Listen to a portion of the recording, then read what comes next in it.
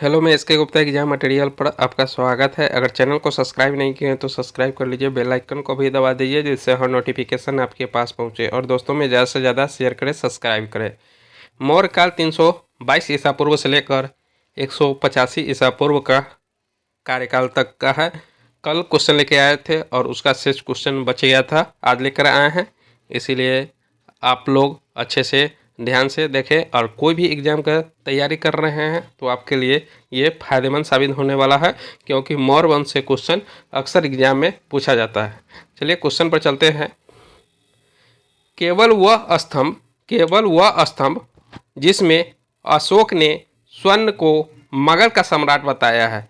केवल वह स्तंभ है जिसमें अशोक ने स्वर्ण को मगध का सम्राट बताया है, वह है भाब्रू स्तंभ में बताया है। किसमें बताया है? भाब्रू स्तंभ में बनाया है। प्रथम भारतीय साम्राज्य स्थापित किया गया है तो वह चंद्रगुप्त मौर्य द्वारा किया गया है। किसके द्वारा किया गया है? चंद्रगुप्त मौर्य द्वारा किया गया है। उत्तरांचल में अशोक का शिलालेख स्थित है। उत्तरांचल में अशोक का एक शिलालेख स्थित है, वह कौन है? अशोक द्वारा है। सांची का स्तूप किसने बनवाया था? सांची का स्तूप अशोक ने बनवाया था। कब इसे पढ़ा गया था? सांची का स्तूप को जेम्स प्रिंसपे द्वारा 1837 ईस्वी में पढ़ा गया था। सांची का स्तूप मध्य प्रदेश में स्थित है। अशोक के शिलालेख को पढ़ने वाले प्रथम अंग्रेज कौन थे? अशोक के शिलालेख को पढ़ने वाले प्रथम अंग्रेज कौन थे? तो वह जेम्स प्रिंसपे था, जो 1837 में पढ़ा था। कलिंग युद्ध की विजय तथा क्षत्रियों का वर्णन अशोक के किस शिलालेख में है? कलिंग युद्ध की विजय तथा क्षत्रियों का वर्णन अशोक के किस शिलालेख में है? तो ये 13वें शिलालेख में है। प्रसिद्ध यूनानी राजदूत मेगास्थनीज भारत में किसके दरबार में आए थे? तो वह चंद्रगुप्त मौर्य के दरबार में आए थे। चंद्रगुप्त मौर्य ने सेल्यूकस को कब पराजित किया? चंद्रगुप्त मौर्य ने सेल्यूकस को कब पराजित किया? तो वह 305 ईसा पूर्व पराजित किया। कौन सा राजा प्रायः जनता के संपर्क में रहता था? कौन सा राजा प्रायः जनता के संपर्क में रहता था? तो वह अशोक था, जो हमेशा जनता के संपर्क में रहता था। अशोक ने 261 ईसा पूर्व में कलिंग को जीतने के बाद क्या किया? अशोक ने 261 ईसा पूर्व में कलिंग को जीतने के बाद क्या किया? तो भारी रक्तचाप देखकर युद्ध की नीति को सदा के लिए त्याग दिया और बौद्ध धर्म को अपना लिया। अशोक के अधिकांश अभिलेख किस भाषा व लिपि में हैं? तो अशोक के अधिकांश अभिलेख प्राकृत और ब्राह्मी लिपि में हैं। किस ग्रंथ में चंद्रगुप्त मौर्य के लिए ब्रिसल शब्द का प्रयोग किया जाता है? किस ग्रंथ में चंद्रगुप्त मौर्य के लिए ब्रिसल शब्द का प्रयोग किया जाता है? वह मुद्रा राक्षस में। किसमें? मुद्रा राक्षस में। अशोक के जो शिलालेख संगम राज के बारे में हमें बताते हैं उसमें शामिल है। अशोक के जो शिलालेख संगम राज के बारे में हमें बताते हैं उनमें शामिल है। क्या शामिल है? तो दूसरा एवं 13वां शामिल है। क्या शामिल है? दूसरा एवं 13वां शामिल है। किस राज्यादेश में अशोक के व्यक्तिगत नाम का उल्लेख मिलता है? किस राज्यादेश में अशोक के व्यक्तिगत नाम का उल्लेख मिलता है? तो वह मास्की अभिलेख में पता चलता है। कौन सा एक वक्तव्य अशोक के परस्तर स्तंभों के बारे में गलत है? कौन सा एक वक्तव्य अशोक के परस्तर स्तंभों के बारे में गलत है? तो ये स्थापत्य संरचना के भाग, ये बाई ऑप्शन था, इसको देख लीजिएगा। श्रीनगर की स्थापना किस मौर्य शासक ने की? श्रीनगर की स्थापना किस मौर्य शासक ने किया था? तो ये अशोक ने किया था। किसने किया था? अशोक ने किया था।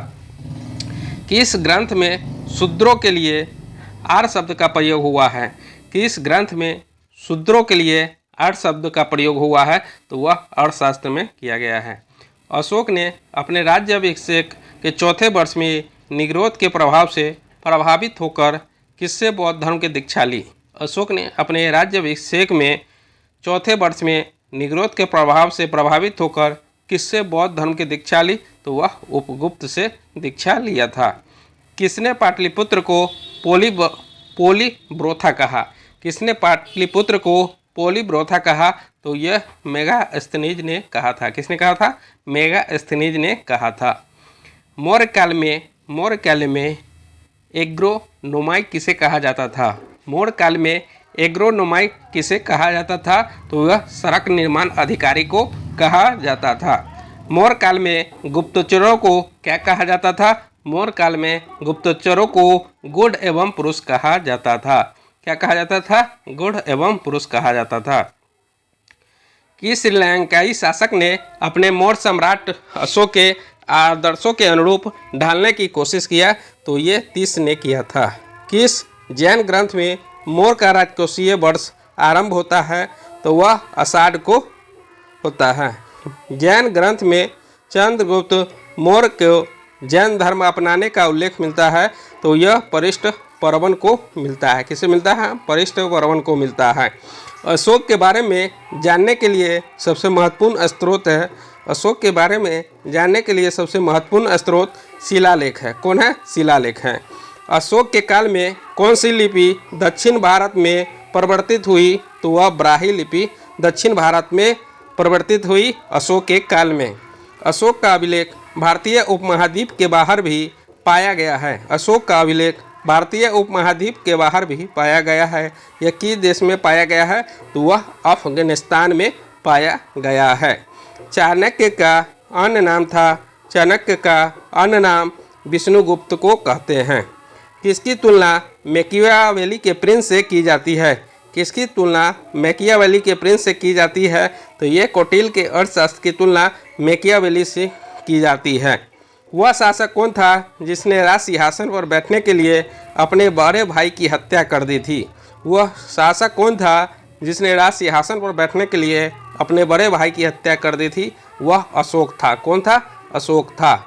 सम्राट अशोक की वह पत्नी कौन थी? सम्राट अशोक की वह पत्नी कौन थी जिसने उसको प्रभावित किया? वह था कारुवाकी था। कौन था? कारुवाकी था। अशोक ने अपने सभी अभिलेखों में एकरूपता से किस प्राकृत का प्रयोग किया है? अशोक ने अपने सभी अभिलेखों में एकरूपता से किस प्राकृत का प्रयोग किया है? तो वह मगधी को किया है। किसे किया है? मगधी को किया है। बिंदुसार ने विद्रोहियों को कुचलने के लिए अशोक को कहाँ भेजा था? बिंदुसार ने विद्रोहियों को कुचलने के लिए अशोक को तक्षशिला भेजा था। वह व्यक्ति कौन है जिसका नाम देवाना प्रियदर्शी भी था? वह व्यक्ति कौन है जिसका नाम देवाना प्रियदर्शी भी था? तो वह अशोक को कहा जाता है। प्राचीनतम राजवंश कौन था? प्राचीनतम राजवंश मौर्य राजवंश था। कौन था? मौर्य राजवंश था। कौटिल्य जिसे चाणक्य किसके प्रधानमंत्री थे? तो वह चंद्रगुप्त मौर्य के प्रधानमंत्री थे। कलिंग विजय के उपरांत अशोक महान ने किस धर्म को अंगीकार कर लिया था? तो वह बौद्ध धर्म को अंगीकार कर लिया। चंद्रगुप्त के शासन विस्तार में किसने मुख्य रूप से मदद की? चंद्रगुप्त के शासन विस्तार में किसने मुख्य रूप से मदद की थी? वह चाणक्य ने मदद किया था। सांची किस कला व मूर्ति कला का निरूपण करता है? सांची किस कला व मूर्ति कला का निरूपण करता है? तो वह बौद्ध धर्म को करता है। ठीक है, अगर आप लोगों को पसंद आया हो तो please like, subscribe and comment करना ना भूलें। मिलते हैं नेक्स्ट वीडियो में।